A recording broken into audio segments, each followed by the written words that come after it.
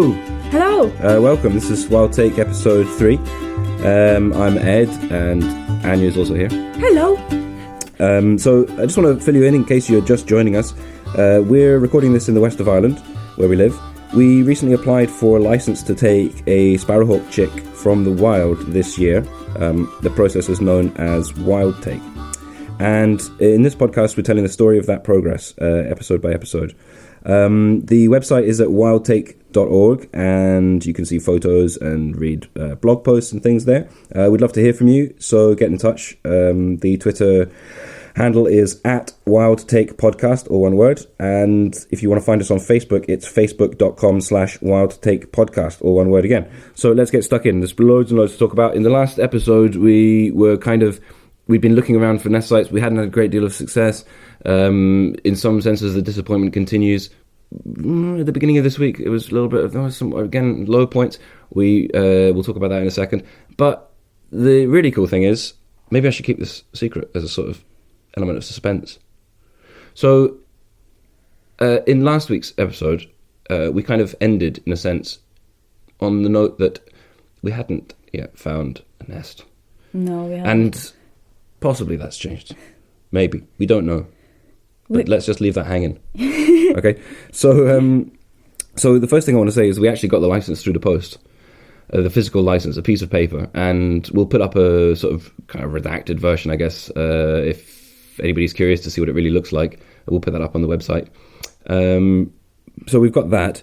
Is there anything that you wanted to say about that license, the arrival of the license? Anything you wanted to say about that? No, not really. Not really? It just came through a post. It's exciting. We opened it and read it, and I took a picture of it. It has your name on it, so it doesn't have my name on it, because I think they can only issue a license to one person. Mm-hmm. So essentially you are the responsible one. So, if something goes wrong in our marriage in the process, you'll be left with a check. Does anything else worry you about, or is there anything else about the fact that, how do you feel about the fact that it's my name on it rather than yours? It doesn't worry me at all, actually. Doesn't bother you? It doesn't bother me because it's just a paper. It's just a piece of paper, really. We both know that it's going to take two of us to raise this thing. Jesus, you're so right. Okay. Cool, so we got the license. The first thing we did on Sunday, we were working on Sunday, but in the morning we got up early and we went back to the same place that we went to in the last episode, an area of mixed woodland with rhododendrons next to a field. In the last episode we found a few feathers, some skeletons, and a beak of a jackdaw, and so it seemed like quite a promising place, and we decided to go back again in the early morning. And what happened when we went back early in the morning? Well, we were going to go... The crucial information here is that we were planning to go early morning, and actually, by the time we left the house, it was something like 8:10, and we start work at 9. So by the time we got there, it was 20 past, and obviously I had to go to the bathroom. And by the time we got to the spot, it was probably about 25 past. We didn't actually have that much time to walk around. It was a beautiful, beautiful, beautiful morning. So, it's 8:39 blazing sunshine in the morning, and we're looking for sparrowhawk nest. Birds singing in the woodland. And Ed just stopped for a second and said, just sighed. He went, and I asked him what's happening, and he said, just feeling, which can mean so many different things. What are you feeling? I'm not feeling like ending the sentence. Yeah. I couldn't really hide it. I was feeling kind of very discouraged. I'm feeling discouraged. We tried to get up early so that we could just go out early and maybe see some sparrowhawk. Yeah, but we only arrived here at 25 past 8. Exactly. Are you feeling discouraged by the sparrowhawks or by yourself? By myself, definitely. Yeah, it's very discouraging that sparrowhawks just wouldn't kind of sit here on a stump waiting for us with a fresh kill and pointing up towards the nest. It's really disappointing, isn't it?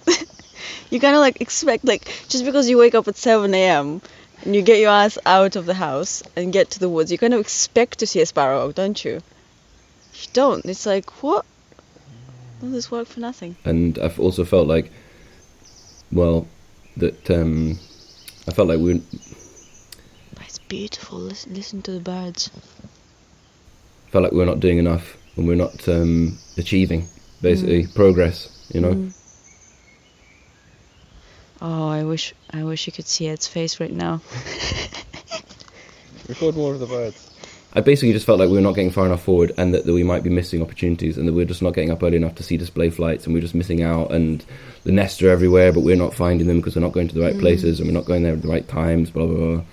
So I was feeling not very good. Yeah, well, for those who can't really imagine what a sparrowhawk nest looks like, it's actually really difficult to find it. You know, try and find a small nest up in the top of a tree in a mixed woodland that is quite large, you know, and your only guidance is a couple of feathers on the ground.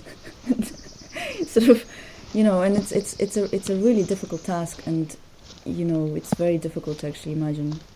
Well, at least at that point, that morning, it felt very difficult to imagine how we could possibly progress any further from there. I don't know how many green mossy stumps I have looked at in the past few weeks. But every time we have one of those outings, I feel less and less sure whether we will actually find a sparrowhawk nest. It's crazy, it seems so completely unlikely now. There's just so little evidence of them.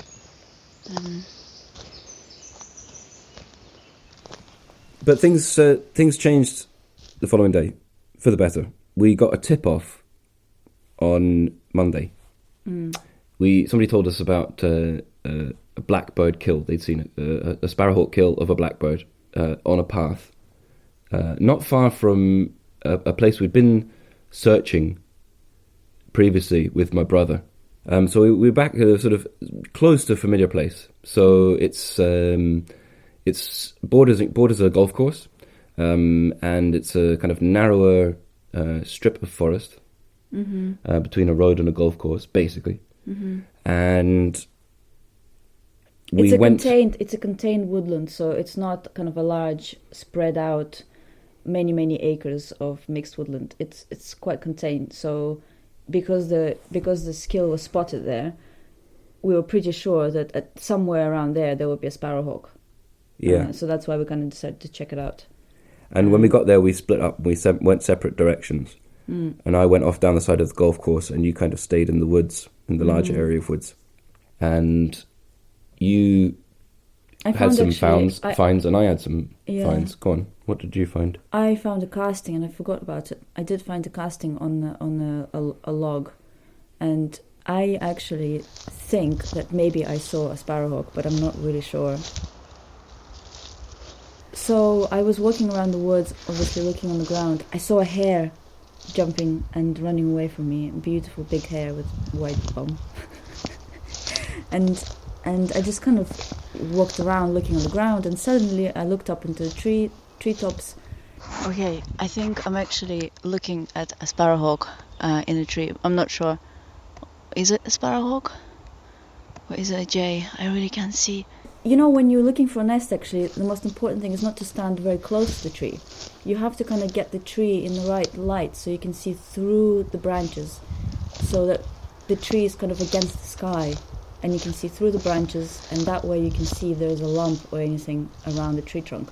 So I was doing that, walking around this particular area, which looked really promising because it had a lot of kind of 20-meter tall pines with lots of ivy at the top. And I looked up, and suddenly I saw this movement. He's very swift, but I just can't tell. He's got a long tail. It's very hard to know. He kind of jumps from one tree to the other, and I'm just in the sort of top of the trees of those big pine trees, and I'm just really losing. Oh, I can't see him now. Where is he? Oh, yeah. Okay. And I got excited because it looked like the right kind of size. I wonder if she's hunting. It had a long tail with bars under the tail, sort of barred feathers, and beautiful pinkish chest. The only thing that I'm not really sure if it's a sparrowhawk is because the way it was moving, it was kind of hopping from tree to tree and flying from one tree to the next, but then doing those kind of hops that you see in jays. Oh, it would be amazing if it is a sparrowhawk. It could be a jay. From this distance, I really can't tell. And so I It's about followed 20 it. meters So I looked the up tree. and I kept following it from tree to tree within this very small area. And it was silent. And at one point, I look up and I actually see it in sunshine. Unfortunately, my eyesight is not good enough, and I didn't have my binoculars to actually have a look at it properly. But I could see its pink chest and its wings and its tail. And I still wouldn't know whether it's a jay or a sparrowhawk, but it looked at me. It's so disappointing. I wish I wasn't a human. I wish I was a bird. Oh, he moved again. Okay, right. So, Jesus. Right. Just don't lose him. You know, it's just amazing. You look around the forest and you have very little. I suppose you always hope that you're going to see something. You know, we talked about it yesterday, how you're looking around and you daydream about how you're going to just see a sparrowhawk sitting there on a kill, you know, or just sitting and just flying past you and then going up into a tree, and you kind of find out where he stays. But, you know, most of the time it's quite disappointing. You walk around and you don't find anything. Oh, I kind of want to cry, actually. Because it's just so upsetting when you see it and you just think you have it and then you don't. I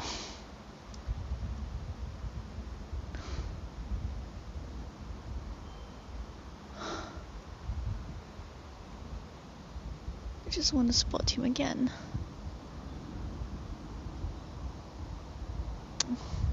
Well, some birds are making alarm calls far away, but I don't know if that's because of the sparrowhawk or not. Oh, there. Oh, okay. Okay, so he moved again. Oh. So he is in this other tree now. Oh. Okay. Oh, there he is. Okay. Okay, maybe I can get a good look at him.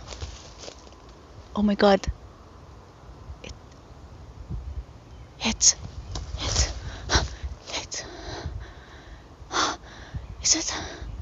Is it? Oh my god, it's a sparrowhawk.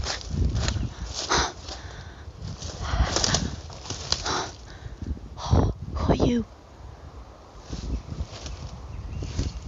I don't know. I can't tell. I still can't tell. Oh, I don't want to be wrong. There he is. Oh, he's going very far. Oh, crap. Right, I'm gonna run. At least the weather has been dry. It means that we're not walking around in the mud.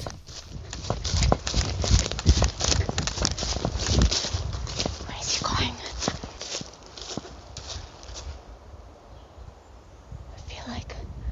I feel like it was a sparrowhawk. I think it was. It was very hard to know. He had pinkish chest and long barred tail, and I actually feel dizzy.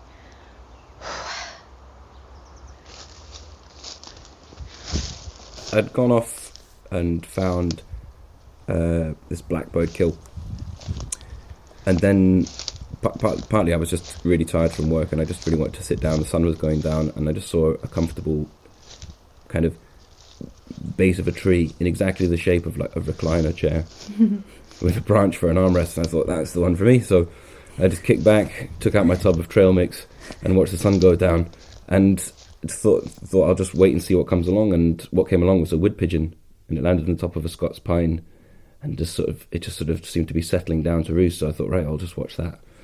And And as I was sitting there, suddenly something flew behind my head, a few meters behind my head, silent and fast. But it was going in the direction that you were in. And after I'd seen it, I called you. Hey. Hey, how you doing? I'm just making a recording. I think I saw a sparrowhawk, but I'm not sure. I think I just saw one as well. And it seems like maybe the timing would have fitted that when I saw this thing and then you saw this thing. So who knows if it was the same bird? Okay, so I was walking back towards you. I was sitting down for a long time and letting the place get quiet.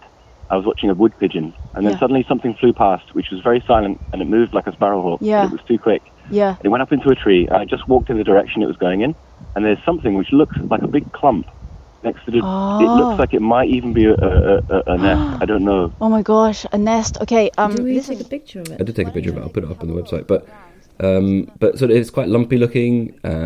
You thought it was maybe a little bit too exposed. And in the end, I think maybe, it's more likely to be something like a crow or jay or magpie or squirrel rather than a sparrowhawk nest.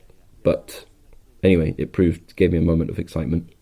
But we should go back to this woodland. Yeah, we should. Because we saw two, I saw one and you saw two kills there. Yeah. Feathers from a kill. Yeah. Just kind of single kill, but it shows that because it was within the same sort of area. Yeah. It suggests that probably there is a sparrowhawk somewhere there. Yeah. And then, so within a couple of days of feeling very disappointed and as though we had nothing, we have two places. And then the day after that, we got another tip. Somebody who'd actually seen something, somebody who's been particularly helpful, who's given us lots of tips, had actually seen something which he reckons was an actual nest. And it was an area that we've been to before. And we describe it in the first episode. And I think we'll call the site the clearing. It's a sort of it's around a clearing beside a track in the woods, not far from where we work. And so we went back to the clearing site on Tuesday, which is March 15th, to see if we could see this nest that had been described to us. And we took along a map, a little hand-drawn map, and we did find the thing.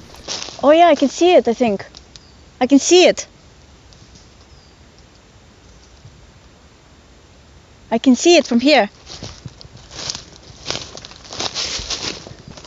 It definitely looks like a nest that sparrowhawk would really like.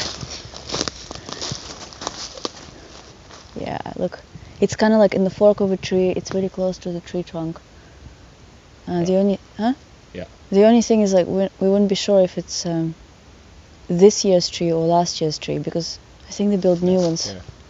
What we can do is we can look for some plucking posts around, We couldn't find any pluckings roundabout. And we did sit for a wee while and watch the nest, and we didn't see any activity. So I think it's a really good candidate for having been a nest maybe in the past. And I think that makes the area a really good candidate for a nest this year, because I think we know from anecdotes from other people that they nest there every year, basically, in that area every year. It's very high. Yeah. Really high. And it's a Scots pine. There's no branches all the way up to the top. Yeah, but it's just exactly the kind of tree that they would be nesting in. But how are we going to get up there? We should actually, I was thinking about it, we should probably speak to, somebody who can climb trees, tree climbers. Yeah. What is feasible? Tree surgeons. Because if we're not, we shouldn't be looking for particular trees, if you can't climb some of them, there's no point I getting think maybe you excited could climb about something nests. like that with climbing irons. Like little spikes that you wear on your boots. And I would be really scared. And then, because there's no branches on the way up, you can wear one of those strap things that goes around the trunk, and you just kind of work your way up. You know what? It tickles in my stomach just thinking about climbing it. Yeah, I mean, how high same. is it? It's like... I'm 2 meters high. Okay, I'm not even 2 meters high, so it's like 2, 20, 30? 4, 6, 8, 10, 12, 14, 16, 18, 20 meters, maybe 20 something meters up. And the the width of the trunk where the nest is like maybe 20 centimeters maximum. So it's a pretty spindly Good tree. luck.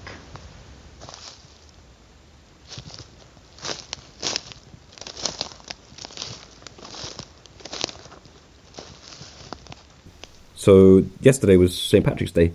So how did we spend St. Patrick's Day? Well, far away from Guinness, as far away from Guinness as possible. No, we just had other priorities really. So we got up, we had our coffee, and pretty much straight away we got inside the car and went to look at this one spot that we were told that someone's seen a musket, a male sparrowhawk, flying in and out quite a few times.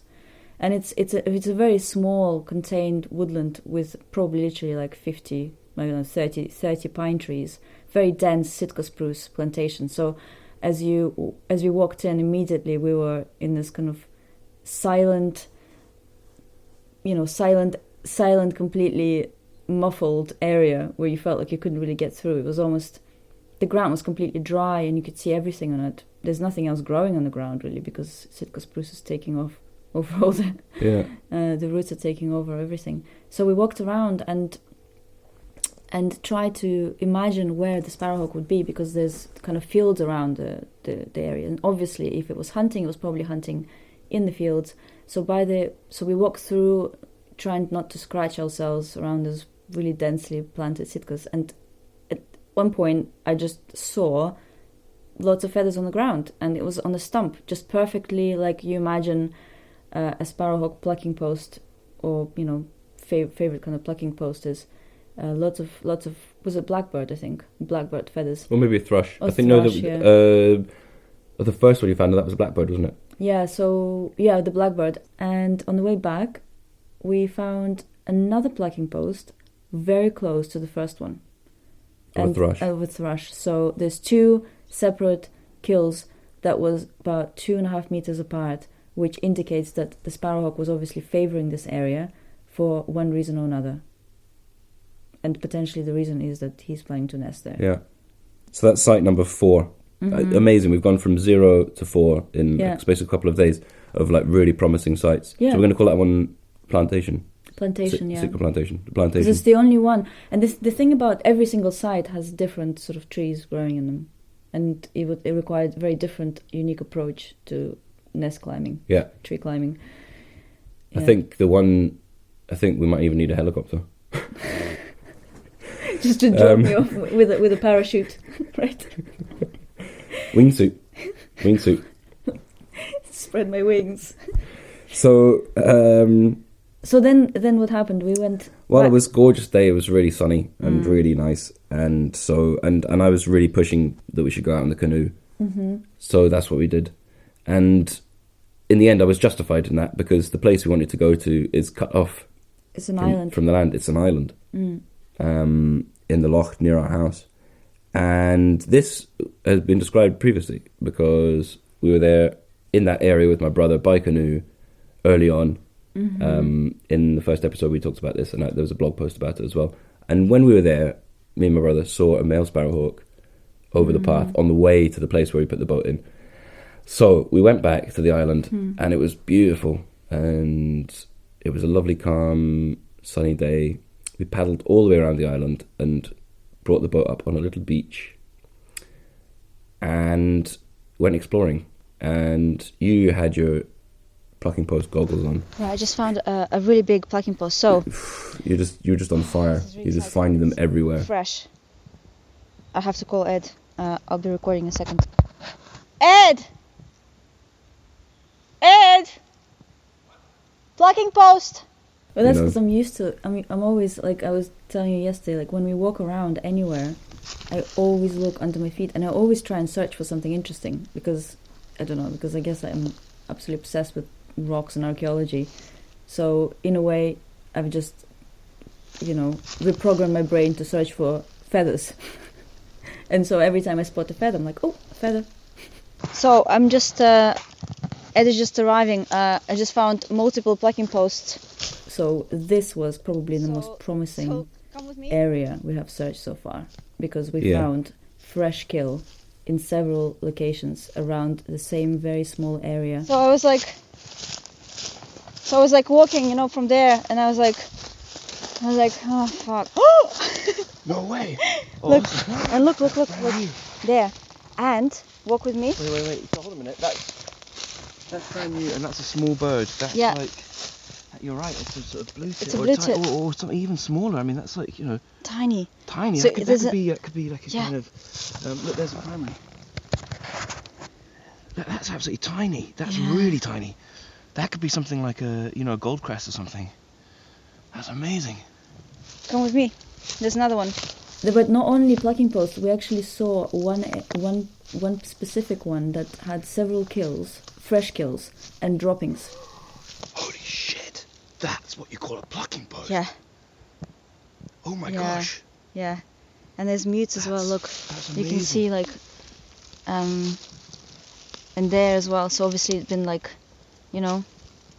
pooping as it plucked on. That's amazing. So from that we can kind of deduct in which direction the thing was facing as it was plucking. And according to some falconers, the direction he's facing is the direction of the nest. That would sort of make sense. Yeah. We'll see. We'll have to go back there. So, God, it was really going for it, wasn't it? Yep. There's feathers everywhere. Mhm. The entire bird. Yeah. This is the entire. This is like, oh wow, look, there's feathers over here. Yeah. Over there, they've blown. It's there. interesting. It's a nice area. I had been to that area before last year by bicycle, and because actually when we don't have floods, there's a causeway that connects it to the mainland, and you can actually cross over. So I went there last year by bicycle and by myself, and I walked into the woods. Actually, exactly the same spot that we had lunch. Mhm. I sat down and just looked around me, and I just felt so out of place. I tried to read my book, and I couldn't really because it felt like it was the wrong kind of place to be reading a book. You don't read books in forests, You're supposed to be doing something there. You're supposed to be like searching for stuff. And this time, it really made sense to be there, and I felt like I really got to know the area very well. I think it's. Every single tree, I feel quite excited actually. It seems like a very, very good chance that there are birds here. So we've gone from not very much, and we've gone from a point of quite a lot of disappointment to real excitement that we found. Let's see, 1, 2, 3, 4, 5 possible places. Yeah. The field, the golf course, the clearing, the plantation, and the island. And these are 5 sort of promising places that we can return to in a couple of weeks maybe, and Yeah. see if there's any change, or not even a couple of weeks, Just We'll just keep returning. keep returning to them. to them to see, because very soon there will be a lot more plucking posts when the female is on the eggs. She won't be leaving very much, so the male will be bringing her food, and he will have to pluck it probably. Cool. Anyway. Time to wrap it up. Yep. Nice one. So, thanks for listening. Thanks for listening.